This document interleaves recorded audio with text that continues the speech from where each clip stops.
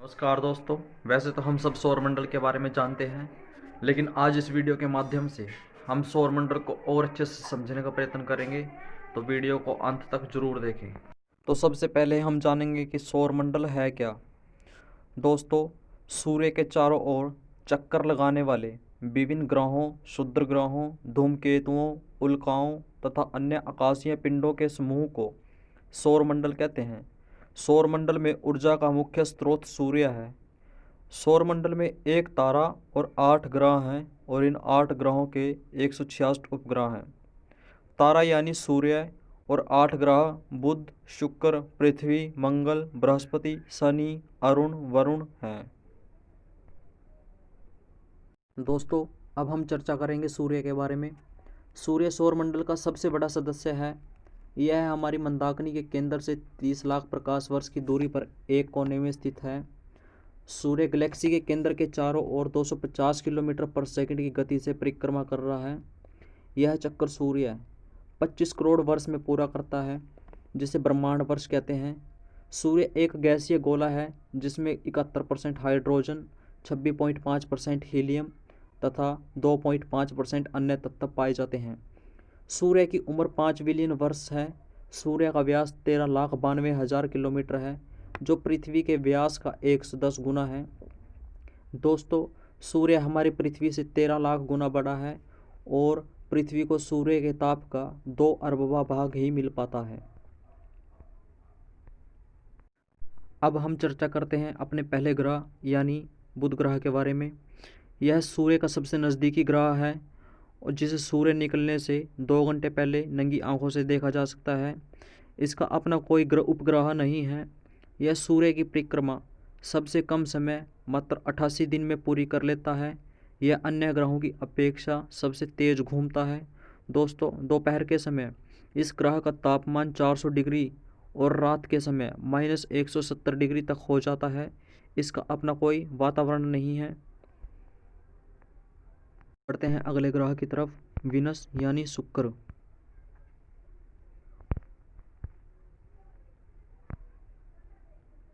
दोस्तों, यह पृथ्वी के निकटतम सबसे गर्म एवं सबसे चमकीला ग्रह है।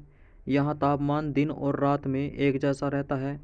इसका कारण यहाँ के वातावरण में 96% कार्बन डाइऑक्साइड है, जो कि ताप को केंद्र में कैद कर लेती है, जैसा कि धरती पर ग्रीन हाउस गैस का प्रभाव है। शुक्र को पृथ्वी की बहन कहा जाता है क्योंकि इसका आकार और बनावट पृथ्वी जैसी है। दोस्तों, शुक्र को सूर्यास्त से कुछ समय पहले नंगी आंखों से देखा जा सकता है। दोस्तों, जो शुक्र ग्रह है यह हमेशा पूर्व से पश्चिम की ओर परिक्रमा करता है। अब हम चर्चा करेंगे अर्थ यानी अपनी पृथ्वी के बारे में। दोस्तों, पृथ्वी अपनी कक्षा से 23.1/2 झुकी हुई है। इसका एकमात्र उपग्रह चंद्रमा है। यह अपने अक्ष पर पश्चिम से पूर्व की ओर 1610 किलोमीटर पर घंटे की चाल से 23 घंटे और 56 मिनट में एक पूरा चक्कर लगाती है। पृथ्वी की इस गति को घूर्णन या दैनिक गति कहते हैं। पृथ्वी को सूर्य की परिक्रमा करने में 365 दिन का समय लगता है। दोस्तों, अब हम चर्चा करेंगे चंद्रमा के बारे में। चंद्रमा कोई ग्रह नहीं बल्कि पृथ्वी का उपग्रह है।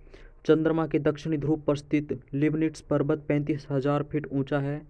चंद्रमा पृथ्वी की परिक्रमा 27 दिन 8 घंटे में पूरी करता है और इतने ही समय में अपने अक्ष पर एक घूर्णन करता है। यही कारण है कि चंद्रमा का सदैव एक भाग ही दिखाई पड़ता है। दोस्तों, हम पृथ्वी से चंद्रमा का मात्र 57% भाग ही देख सकते हैं। दोस्तों, चंद्रमा का व्यास 3480 किलोमीटर है। चंद्रमा एवं पृथ्वी के बीच की औसत दूरी 3,84,365 किलोमीटर है। अब हम बढ़ते हैं मंगल ग्रह की तरफ।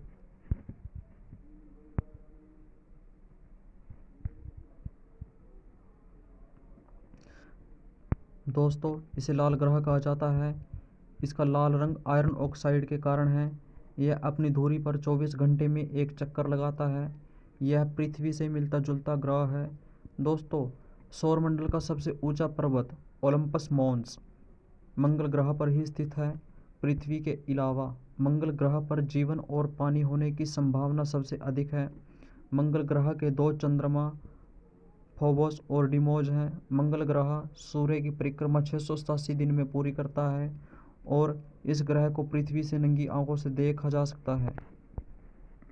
अब हम चर्चा करते हैं जुपिटर यानी बृहस्पति ग्रह के बारे में।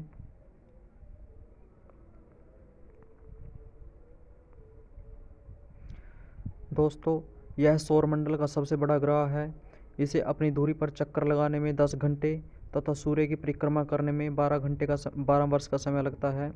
सूर्य के बाद यह ग्रह सबसे ज़्यादा चमकता है, जिसका कारण इसका विशाल आकार है। यह ग्रह भी सूर्य की तरह हाइड्रोजन और हीलियम गैसों से बना है, इसलिए इसे गैस घनत्व भी कहा जाता है। यह तेज़ गति से घूमने के कारण यहाँ अक्सर तूफान आते रहते हैं। दोस्तों, बृहस्पति के 64 चंद्रमा हैं। इनमें से गैनीमीड सबसे बड़ा चंद्रमा है, जिसका व्यास बुध ग्रह से भी ज़्यादा है। अब हम बढ़ते हैं अपने अगले ग्रह सैटर्न यानी शनि ग्रह की तरफ।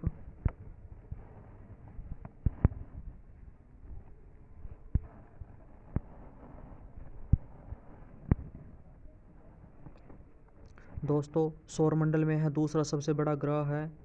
यह इसके छल्लों के लिए जाना जाता है। इसके छल्लों की संख्या 7 है, जो बर्फ़ के कणों से बने हैं। शनि के 62 चंद्रमा हैं। इनमें से सबसे बड़ा चंद्रमा टाइटन है, जो बृहस्पति के गैनीमीड के बाद दूसरा सबसे बड़ा उपग्रह है। यह आकार में बुध ग्रह के बराबर है। अब हम जानेंगे यूरेनस यानी अरुण ग्रह के बारे में।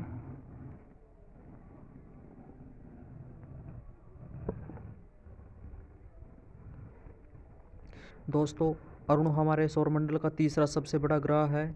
इसका आकार धरती से 4 गुना बड़ा है। यह बृहस्पति और शनि जैसा ही है, परंतु इसका तापमान बहुत ठंडा है। इसके इर्द गिर्द भी काले रंग के छल्ले हैं।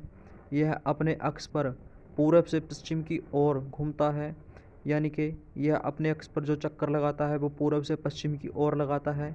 यहाँ सूर्योदय पश्चिम और सूर्यास्त पूरब की दिशा में होता है। अब हम जानेंगे नेपच्यून यानी वरुण ग्रह के बारे में। वरुण को नीला दैत्य भी कहा जाता है। दोस्तों, यह धरती से बहुत ज़्यादा दूर है, इसलिए इसे बहुत ज़्यादा ताकत वाले टेलीस्कोप से भी बहुत मुश्किल से ही देखा जा सकता है। इस ग्रह के 11 चंद्रमा हैं। अरुण की तरह इसके भी पतले छल्ले हैं। यह सौरमंडल का चौथा सबसे बड़ा ग्रह है। यह पृथ्वी से 30 गुना बड़ा है, यानी कि जो इसका आकार है वो पृथ्वी से 30 गुना ज़्यादा बड़ा है। दोस्तों, अगर आपको ये वीडियो पसंद आई है और इसमें दी गई जानकारी आपको अच्छी लगी तो प्लीज़ लाइक का बटन ज़रूर दबा देना, ताकि हमको मोटिवेशन मिले और हम आपके लिए आगे से और अच्छी वीडियो लेकर आ सकें। धन्यवाद। जय हिंद, जय भारत।